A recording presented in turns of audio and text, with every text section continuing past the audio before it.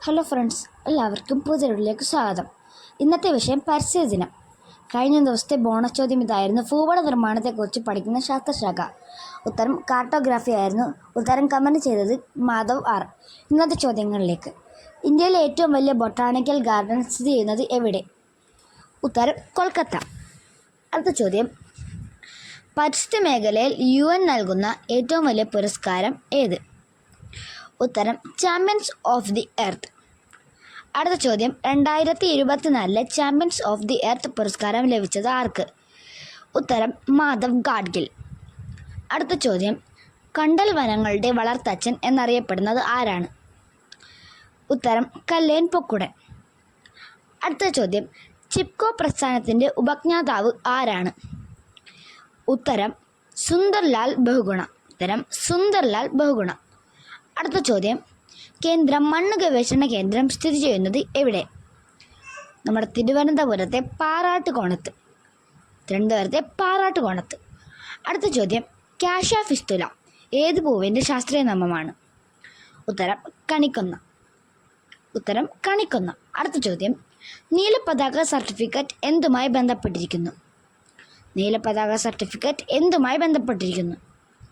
ഉത്തരം ബീച്ചുകളുടെ ഗുണനിലവാരം. അടുത്ത ചോദ്യം: കാടവിടെ മക്കളെ മേടവിടെ മക്കളെ ഇതാരുടെ വരികൾ? ഉത്തരം അയ്യപ്പ പണിക്കർ. അടുത്ത ചോദ്യം: മണ്ണിനെക്കുറിച്ചുള്ള പഠനശാഖ അറിയപ്പെടുന്നത്? ഉത്തരം പെഡോളജി എന്നാണ് മണ്ണിനെക്കുറിച്ചുള്ള പഠനശാഖ അറിയപ്പെടുന്നത്. അടുത്ത ചോദ്യം: യവനപ്രിയ എന്ന പേരിൽ അറിയപ്പെടുന്ന സുഗന്ധ വിജ്ഞാനം? ഉത്തരം കുരുമുളക്. യവനപ്രിയ എന്നറിയപ്പെടുന്നത് കുരുമുളക്. അടുത്ത ചോദ്യം: ഇന്ത്യയിലെ ആദ്യത്തെ ഇക്കോ ടൂറിസം പദ്ധതി നടപ്പിലാക്കിയത്? നമ്മുടെ കൊല്ലത്തെ തെന്മല. ഉത്തരം തെന്മല. അടുത്ത ചോദ്യം: സലിം അലിയുടെ പേരിൽ അറിയപ്പെടുന്ന പക്ഷി സങ്കേതം ഏത്? ഉത്തരം തട്ടേക്കാട് പക്ഷി സങ്കേതം. അടുത്ത ചോദ്യം: നോബൽ സമ്മാനം നേടിയ ആഫ്രിക്കൻ വംശജയായ പരിസ്ഥിതി പ്രവർത്തക? ഉത്തരം കെനിയയിൽ നിന്നുള്ള വങ്കാരി മാതായി. അടുത്ത ചോദ്യം: കണ്ടൽ ചെടികളെ പറ്റി പ്രതിപാദിച്ചിട്ടുള്ള ലോകത്തിലെ ആദ്യ ഗ്രന്ഥം? ഉത്തരം ഹോർത്തൂസ് മലബാറിക്കസ്.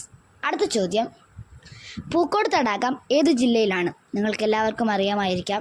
ഉത്തരം വയനാട് ജില്ലയിലാണ് പൂക്കോട് തടാകം. അടുത്ത ചോദ്യം: കേരളത്തിൻ്റെ ഏറ്റവും വടക്കേ അറ്റത്തുള്ള വന്യജീവി സങ്കേതം ഏതാണ്? ഉത്തരം ആറളം വന്യജീവി സങ്കേതം.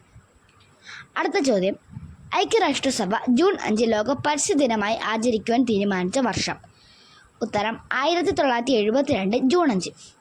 അടുത്ത ചോദ്യം: ജൈവ കൃഷിയുടെ ഉപജ്ഞാതാവ് എന്നറിയപ്പെടുന്നത് ആര്? ഉത്തരം ആൽബർട്ട് ഹൊവാർഡ്. അടുത്ത ചോദ്യം: ലോക തണ്ണീർത്തട ദിനം എന്നാണ്? ഉത്തരം ഫെബ്രുവരി 2. അടുത്ത ചോദ്യം: 2025 ലോക പരിസ്ഥിതി ദിനത്തിൻ്റെ സന്ദേശം എന്താണ്? ഉത്തരം പ്ലാസ്റ്റിക് മലിനീകരണം അവസാനിപ്പിക്കുന്നു, അല്ലെങ്കിൽ എൻഡിങ് പ്ലാസ്റ്റിക് പൊല്യൂഷൻ. അടുത്ത ചോദ്യം: 2025 പരിസ്ഥിതി ദിനാഘോഷങ്ങൾക്ക് ആതിഥേയത്വം വഹിക്കുന്ന രാജ്യം? ഉത്തരം ദക്ഷിണ കൊറിയ. അടുത്ത ചോദ്യം: കേരളത്തിൽ ഏറ്റവും കൂടുതൽ നദികൾ കാണുന്ന ജില്ല? ഉത്തരം കാസർഗോഡ്.